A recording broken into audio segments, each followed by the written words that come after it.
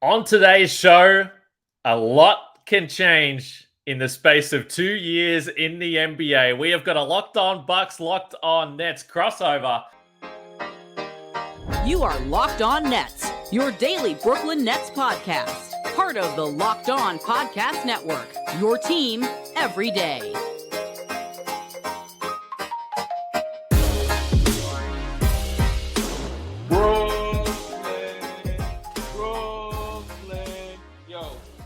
We're going to talk about what the Bucks are doing right now, but perhaps more curious is the idea of what the hell the Nets have been doing for the last 2 years. We've got Adam Armbrecht from Locked On Nets. My name's Kane Pitman from Locked On Bucks. I almost forgot my own name. Of course, we thank you for making Locked On Bucks and Locked On Nets your first listen or first watch of every single day, whether it's on YouTube and you're looking at us right now or it's on the old school audio platform. We really appreciate it. Drop a like, drop a comment. Subscribe to all those things. It's free to do, and it really does help us. Adam, it has been far too long since we got a chance to catch up. The Bucks and the Nets are playing tomorrow, but I'm not sure how much we're actually going to talk about this game tomorrow because, let's face it, not many of your boys are playing. Listen, the Brooklyn Nets thought the Milwaukee Bucks, they got a lot to figure out before the playoffs. lot of things, a lot of rotational pieces. Is Giannis really the true number one, or do you want to shuffle the deck there? So why cloud their judgment by bringing in a powerhouse lineup that's on a 3-game winning streak? Forgetting your name, though, is justifiable because we were talking before we started. When there isn't necessarily a roller coaster to cover for your team, you can gloss over some key pieces of information, and it doesn't matter day to day. So I'm going to give you the pass on that.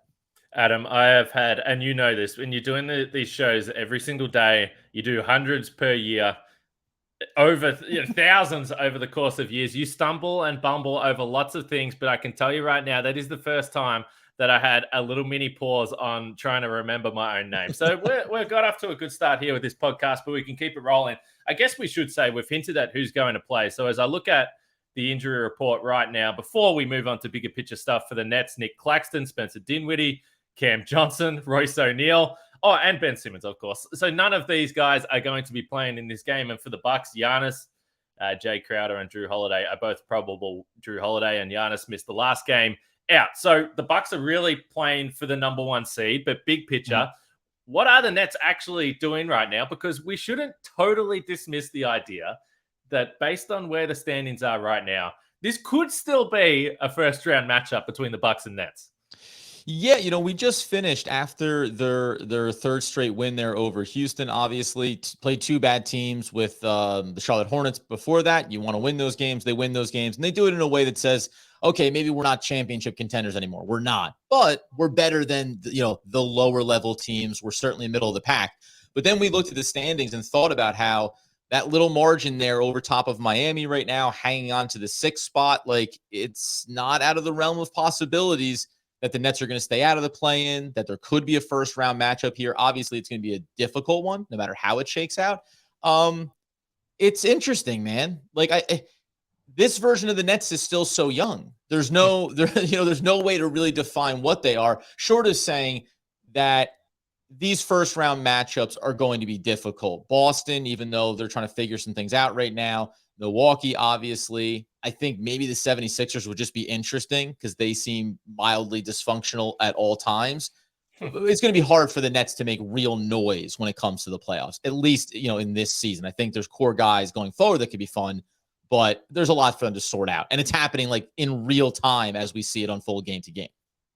So this isn't a back-to-back, though. So with all these guys not playing and Spencer Dinwiddie just on the injury report for rest, so what is the sense you're getting that the team actually is trying to do here? I would assume, they did win 3 straight games, going back to the enormous historic comeback win for the franchise and one of the biggest comebacks in league history against the Boston Celtics, which is, just the way we drew it up. You chalk up. Thank you very much, by the way. Bucks fans were very much Nets fans during that comeback. Well, and because it was like give up a 37-point quarter. The Nets have struggled in first quarters of games since the deadline. All these defensive players that they have there, but communication, roles, all that stuff. So you give that up and then you still come back. My opinion would be right now that it's probably a couple of things from a Nets perspective. One, you just won these 3 games. and you're probably looking to kind of savor the flavor on feeling yourself a little bit, feeling good about what you've accomplished. Milwaukee's a tough team. They have that 1 seed in their eyes, so they're going to be playing tough. So maybe you just say, listen, we're going to dodge this one here and come back on a road trip that they started in Houston that's going to follow up with Minnesota, with Denver, with OKC before they get back home. So this could be like in the totality of a 5-game road trip, let's take a scheduled loss here and let's make sure that we can try our best to come out of 5 games 3-2 as we head back home. Yeah, it is fascinating. And the Bucks currently, with help from the Nets and the Knicks, we should say, the Bucks are currently 2 games up on the Boston Celtics. And they, I think the way it looks, really want the number 1 seed based on if you're the number 2, you probably have Philadelphia in the second round. It just overall looks like it's going to be a more challenging run to the postseason.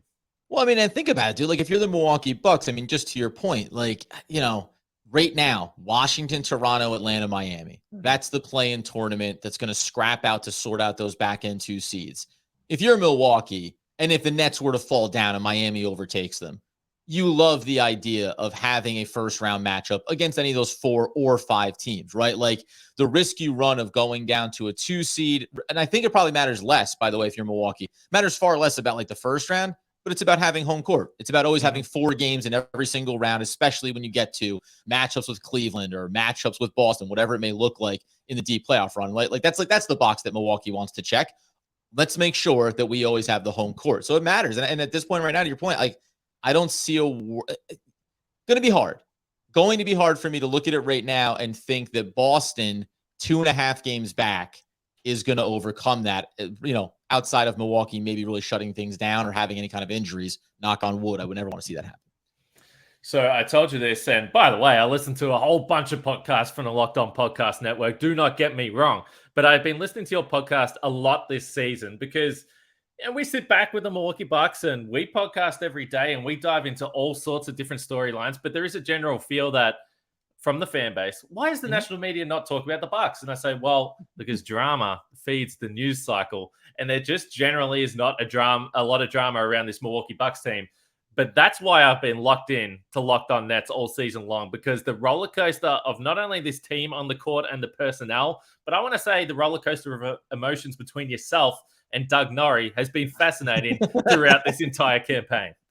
Yeah, we get caught on ourselves trying to figure out where we stand on it, right? Coming into the season, a clear level of expectations. It only takes 6-7 games before Steve Nash is fired. It only takes a couple more before Kyrie Irving is getting suspended, right? But then he comes back and it all seems good. Like, the Nets went on one of the best runs in franchise history. So Doug and I continue not to move the goalpost, but it's like you've always had to, by the way, in the entire era from when they signed Kyrie and Kevin Durant, it was like you needed to be in a perpetual state of 3 weeks, maybe a month, reevaluate, reassess. Kevin Durant got injured the last 2 years. Kyrie Irving, we know his on and off the court things that have gone on with him, trades that have gone on. So there's always been like this necessity to do that.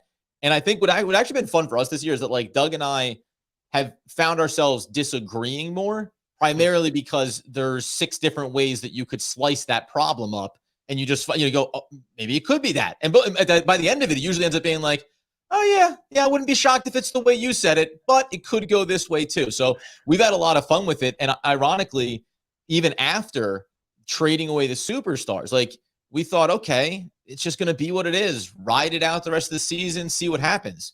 And there's still narratives around this team because we don't have Drew Holidays and Chris Middletons, guys that are just like perpetually quiet professionals that just want to sit there, play their role. All these new guys are great, like Mikal Bridges, Cam Johnson, even Dorian Finney-Smith, bringing back Spencer Dinwiddie. Like, these are all guys that are professionals and are very well liked and regarded by their former teams and in Brooklyn now. But there's still always narratives. Like, there's still always something bubbling on the surface, whether it's Cam Thomas and what his role is going to be or not be, Ben Simmons and his inability to be on the court, and then even fan base that still says, great, you got rid of the superstars, you made that choice, but you haven't done it all. We need Sean Marks to be fired. We need Joe Tsai to sell this team. Like, there's never an end to what the fan base is also after. Okay, so I want to get to that. I want to ask you what it is that you want to happen, and then perhaps more broadly, from the position you're in covering the team and the sense you get from the fan base, just what happens when you go from thinking that you can win a title to very, very quickly being like, okay, well, now we're in flux. This year, it's not going to happen. Just the mental side of that, because I think it's interesting. I have palmed off my responsibility to you on this podcast. I'm going to throw to you first. You better believe it, because, friends, you know that Nissan's most electric player of the week is brought to you by none other than the all-new, all-electric 2023 Nissan Ariya. And you can go ahead and assume that if I am taking over the Nissan player of the week, it's going to be one Mikal Bridges, because this is a guy that we know over these last 3 games has been the key catalyst to the Brooklyn Nets winning. He's also been scoring 30 points a game, and he is arguably making a case that he can be a superstar in this league. And if that is the case, it turns out that he is going to be a key centerpiece that Sean Marks got back in the Kevin Durant trade. Oh, my friends, I don't have to tell you that when we're thinking about a player that is, I don't know, maybe breathlessly electric, brilliantly electric. Sure, these are all narratives that I could use to describe it. Elegantly powerful. I would call Mikal Bridges elegant, but I don't know about powerful. We actually just talked about him needing to bulk up his frame a little bit, but he certainly is electric. And that is why right now the 2023 Nissan Ariya is going to be a pin you to your seat, power and premium intelligence all in one EV. The all-new, all-electric 2023 Nissan Ariya, the EV for people who love to drive. Shop now at nissanusa.com. Now, before we dive in on my journey, Kane, as I'm sure you're interested in, I am curious about, and maybe this seems dull, but what are the things that you end up focusing on, or that you see the Milwaukee Bucks focusing on, when for the most part this journey is about the it's about the destination, not the journey. It's the playoffs, it's the deep playoff run. Jay Crowder, you add a little piece like that. Javon Carter, who was a former Net, you brought him in last year. But Grayson Allen, there's these additional pieces in the last couple of seasons. Is that really what it comes down to? And then maybe the health of Chris Middleton, and just saying, are we healthy? Are our roles clearly defined? Do we feel like there's tweaks that we need to make before we get to the playoffs? So I think there's been multiple areas of anxiety or causes for anxiety among Bucks fans. First one is, when you're right, when you know that you're just going to try and win a title and the regular season actually doesn't really matter, there is an anxiety around health. And unfortunately for this Bucks team, throughout this season, Middleton still only played 21 games, 22 games now, I believe. Giannis has missed 15 to 16. And I would say when Giannis is missing games, it's legitimate stuff. We know right now that he's got knee stuff going on. He's got this wrist/hand injury that is clearly bothering him as well. So he is just trying to get through the postseason. And last year, we saw when Chris Middleton slipped on a wet spot, and many Bucks fans, and I don't need to tell Brooklyn Nets fans about this, but many Bucks fans will say, if Chris Middleton didn't slip on a wet spot in the first round against the Chicago Bulls, they think they could have beaten the Boston Celtics, and they think they could have won another title. And these things don't last forever. And we constantly try and remind ourselves and remind anyone who listens and watches our show that you have to still enjoy the fact that this team is awesome, and you get to watch Giannis during the regular season. But when the outside media and all the pressure is just built on purely winning titles and nothing else matters outside of the postseason, there is always an anxiety that you run the clock, and you want to take advantage of this year, because this is a really, really good Bucks team. As you pointed to, they added some pieces with Jay Crowder, and Carter's actually been really, really good for this team. Yeah. They invested money in Joe Ingles in the offseason. Brook Lopez wasn't healthy all last year, but he is now. So there is a sense that this is as deep as the Bucks have been in the Budenholzer era. So you want to cash in. But the only way that this team is going to cash in is if they win the title. So a lot of our conversation throughout the year has been about different lineups and how they're managing guys and how to ensure that you get to the postseason in the best shape possible. One last question on the Bucks side of it. Does this feel like, because Giannis is still young, Middleton's only 31, Holiday's 32, but do you where is the curve? Where is the starting to look around the corner and saying, what are we going to need to do here potentially in the next year or two to make sure that we remain one of the top 2 or 3 teams in the Eastern Conference? Because I can see it, whether it's the Middleton injury that kind of raises your eyebrows, or a guy like Jrue Holiday, who I think he's obviously he's the perfect piece, the perfect complementary piece to what you have. But as he maybe starts to get a little bit older, all of a sudden his value just kind of shrinks. That Venn diagram of where his value lies on a possession-to-possession, game-to-game basis is going to get a little bit smaller. Do you worry about that at all? I know you don't want to be too far-sighted around it, But is that to your point about like, this is why you need to capitalize? Because you could be a year away from saying, we need to make a significant change to keep maximizing Giannis. They might be about 2 months away from that because Chris Middleton has a player option next year. And because of the fact that and I think they're unlucky injuries. I don't necessarily buy into the idea that he's injury prone. I still think he's young enough that he's got multiple really good years ahead of him. But my suspicion is he's going to want a hell of a lot of cash this offseason, and he has probably deserved it. But the Bucks are already a tax team, so they're going to become a repeater tax team. And if there is any concern from the Bucks that he has got these injuries mounting, what are they going to do with Chris Middleton? And is there another team? Well, not is there. I would bet that there's other teams out there, maybe your Dallas Mavericks, that would say, hey, we'll give Chris Middleton 4 years because we've got the cap space. Kane. I got the solve, man. Sign and trade. I got a Ben Simmons $35 million contract just sitting on the books for you boys up there in Milwaukee. I know. The problem is that if you're an owner, and I physically can't put myself in owner's shoes because let's just talk about the bank account stuff here. But if you are a millionaire / billionaire, at least if you're paying this $100 million tax bill, if you've got Chris Middleton playing a quarter of the season, it's at least better than Ben Simmons playing 0% of the season next year when he's not out on the court. So that is problematic, and I don't like to speak ill of my Australian friend. But the other issue I got to shop when I can shop, Ken.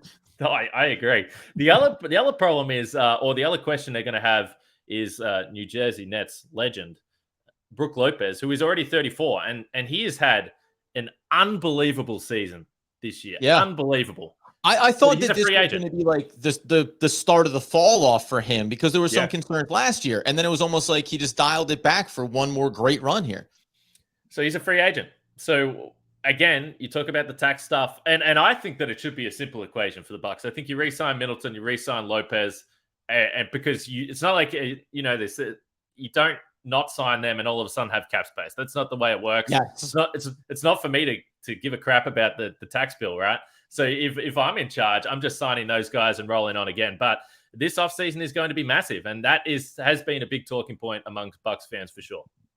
All right, what can I help you with on the Nets side of things, though? What piques up your interest here? Obviously, you're curious about Cam Johnson, the potential extension in the offseason. That's what excites you when we talk about the Brooklyn Nets. Absolutely. And by the way, I like a lot of the young guys. But really, I just sit back and think for the fan base, an short era, and an era full of turmoil over the last couple of years. But the ceiling was a title. And even as recently as a couple of months ago, that was still, in the best case scenario, a possibility. So how have you found covering this team and the fan base have handled the idea of, okay, now and maybe it'll be a quick reload, but you are starting again. Yeah, it's interesting. So the initial part was, as I think is true of the NBA nowadays, there are stands that follow players wherever they go. And we saw some jumping off the ship and saying, thanks so much for the journey. I'll be spending my time in Phoenix. I'll be spending my time in Dallas and so on. But then we actually saw like a really good response from loyal Nets fans going all the way back to New Jersey days where they were like, hey, I've been here since year X, year Y. I was here through 10 consecutive losing seasons and not being a playoff team. I'm in it for the long haul. So there was a really good like resurgence in that sense. The other part of it is, I think you mentioned at one point this season, the Nets were among the title contender favorites. I said it at the time when Doug asked me after the Kyrie Irving trade, this didn't surprise me that I said I felt relief. And it's not, Kyrie can do and say whatever he wants. Like we try to do our best to compartmentalize judging the individual because that seems like a very subjective thing versus saying he's a great basketball player and ultimately you want him to play as many games as possible because he gives you a chance to win. So I felt relief around that. That made sense. After the Kevin Durant trade, I was surprised. I also felt relief. And I think there was a big segment of the fan base that just thought, okay, that dream is dead. Right. But the good news is you don't have to die with the dream. Now you get to think about it differently. But in the very short now, 10 to 12 games since the trade, they've gone through this when we went there with them of, hey, a lot of great defensive pieces. This should be a really difficult team to play. We can pester a lot of teams. Okay, let's see what we can do. A couple of bad losing streaks in there. okay, this is a disaster. Sean Marks blew this. We got to blow the whole thing up. Why aren't they playing Cam Thomas? What are they going to do going forward? Ben Simmons is a mess. And then you get these last handful of games where if Mikal Bridges is going to open up here as being a legitimate top 15 player potentially in the league, a guy that's going to be in the All-Star game next year that can score 26, 27 plus points per game. Well, now you have a centerpiece. And now the discussion is about, do you package up all your picks in the offseason and try to go get another key player? People keep throwing out Trae Young because Atlanta's not working out, all those things. Or do you stay the course? And that's probably where fans are now of like, yes, maybe it's a quick reload if we jettison everything that we have to go make this other key move. I don't think that Sean Marks and Joe Tsai are ready to jump back into those waters. I think this is going to be next year, next deadline, after we get an offseason, a sample size going to next year of like what this team can really be. Because there's still a lot of things to figure out.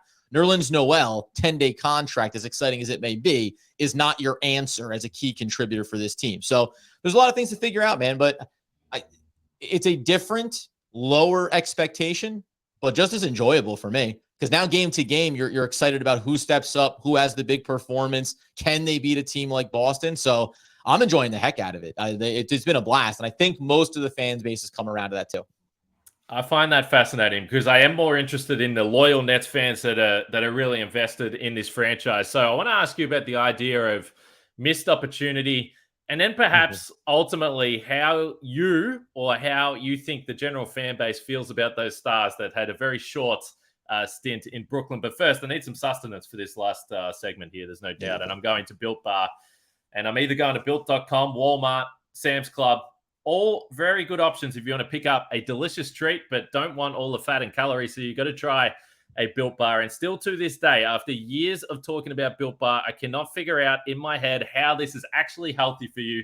Covered in 100% real chocolate, but only 130 calories, 4 grams of sugar, but a very generous 17 grams of protein for those that are trying to build the muscle like Adam is. I know that for a fact. And as I said, the good news is you don't have to wait around to get a box. For years, we've been talking about going to Built.com, and you can still certainly do that. But if you want to pick up the cookies and cream, the double chocolate, the coconut puffs, go to Walmart, go to Sam's Club, go to Built.com, and thank me later. All right, so missed opportunity is fascinating. And we had a podcast with Gerald Bourget recently, who covers the Phoenix Suns, to ask about Jay Crowder and to ask about Kevin Durant. And we did discuss the 2021 NBA Finals and how he thinks the fan base looks back on that series. And the Bucks and the Nets still, and I'm sure even for Nets fans, maybe not in the most positive way, but just an unbelievable 7-game series back in 2021. But as much as I spoke about Middleton missing the series against Boston, the Nets were severely hampered. And I will just say this. If you're a Bucks fan and you won the title in 2021, you don't give a crap about the net injuries that the Nets had. And if you're a Boston Celtics fan last year against the Bucks, you don't give a crap about Chris Middleton. That's the way this works. And every year there are injuries that go through. Yep. But how do you look back on that series and what was a missed opportunity and some unluck? And yes, the Kevin Durant shoe that I think people just will refuse to let go of for the rest of time. I can also be like something very clear about that toe on the line thing. And everyone goes, if you just wore the right size shoe. Look at your shoes. Like shoes don't adjust sizes by multiple inches. Visual learning over on YouTube. Like, an 11 to an 11.5 is not 2.5 inches. Like the front of his foot was over the line, not his one big toe with a hangnail. And by the way, it was still brutal. And I still wish, what I wish? Yes. He'd taken the shot from an extra foot further back, because it's not like Kevin Durant doesn't have the range, right? So there's that part of it. And that is gut wrenching. And there's not a single Bucks fan that goes, that's a shame. Maybe we should play it again. Maybe, you know what? It was a gimme. Give him the bucket. Let's see how things play out. The one thing I think is funny in thinking about Phoenix, and now they have Kevin Durant, they have an old CP3 that has a different but still very valuable role, obviously a younger player like Booker.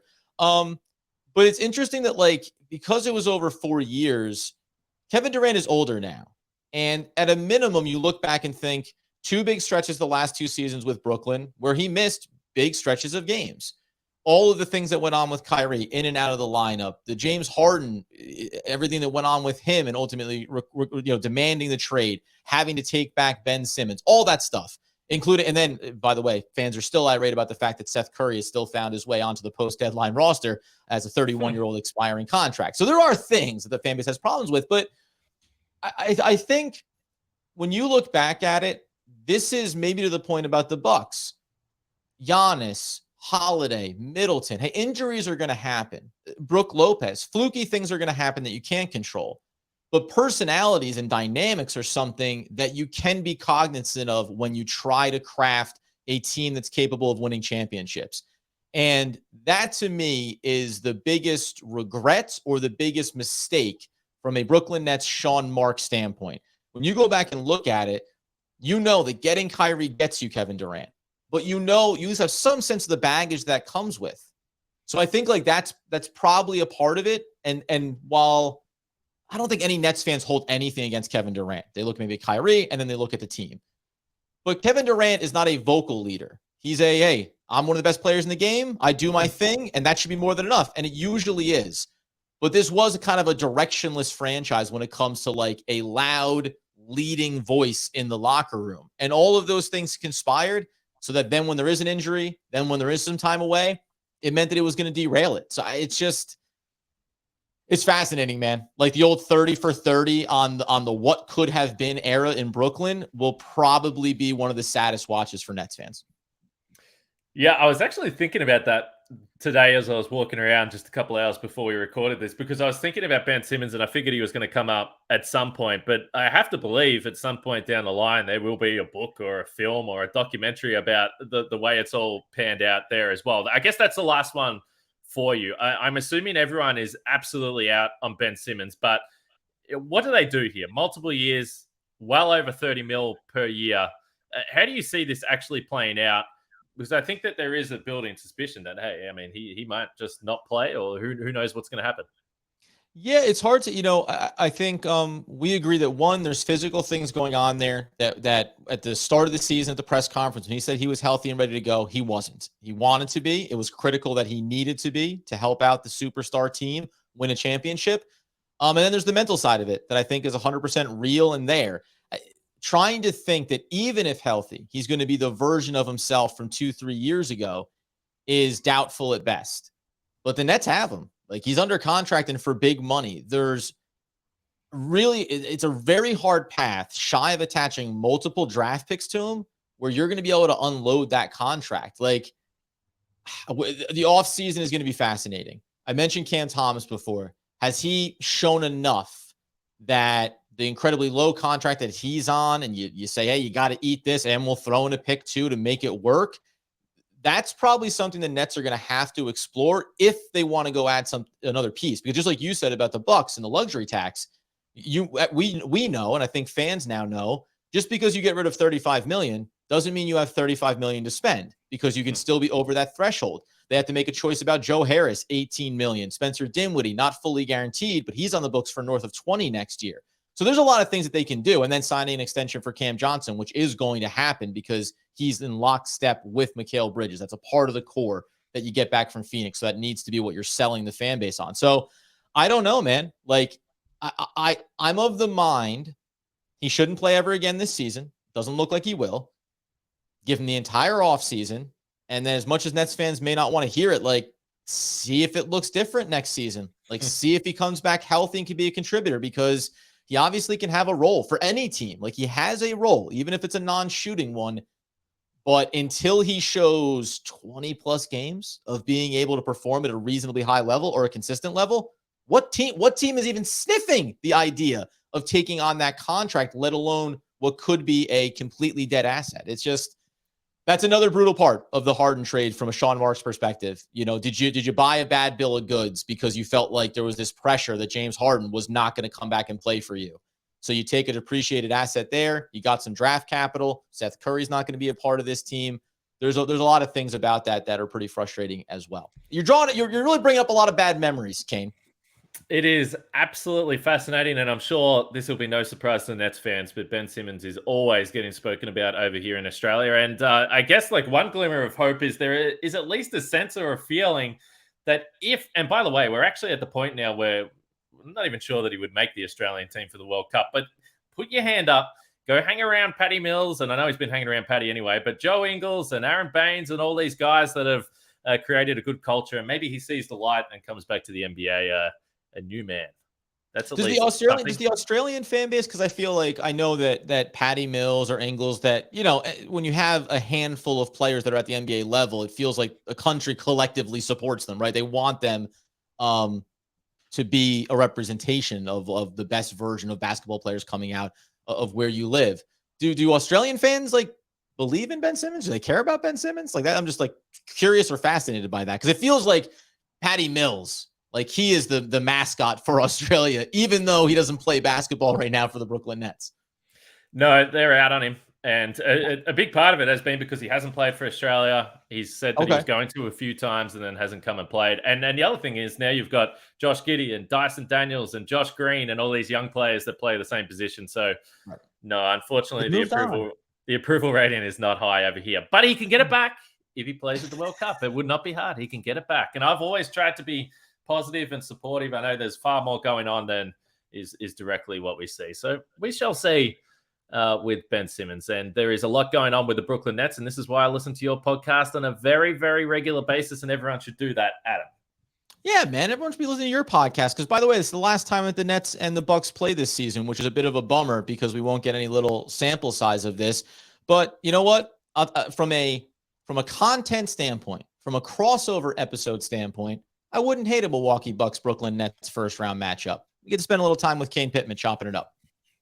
That's right. It's still on the cards. And after you listen to Locked On Bucks and Locked On Nets, you should listen to the Locked On Game to Game podcast on your Locked On NBA feed. All the scores, news, stats, info, analysis from across the league from the Locked On Podcast Network. Experts. So go listen to Locked On Game to Game on your Locked On NBA feed, wherever you get your podcasts or YouTube. That'll do it here for us today. As I said off the top, if you haven't subscribed, liked, commented, rated, reviewed, and all the lovely stuff that you can do for absolutely free, we would really appreciate it if you did that on Locked On Bucks and Locked On Nets. Adam, it is always a pleasure. Kane Pitman, my name is, and it is always a pleasure to hang out with you. You too, Kane Pitman. All right, Locked On Bucks and Locked On Nets. We'll be back after the Bucks and the Nets. We'll speak to you guys then.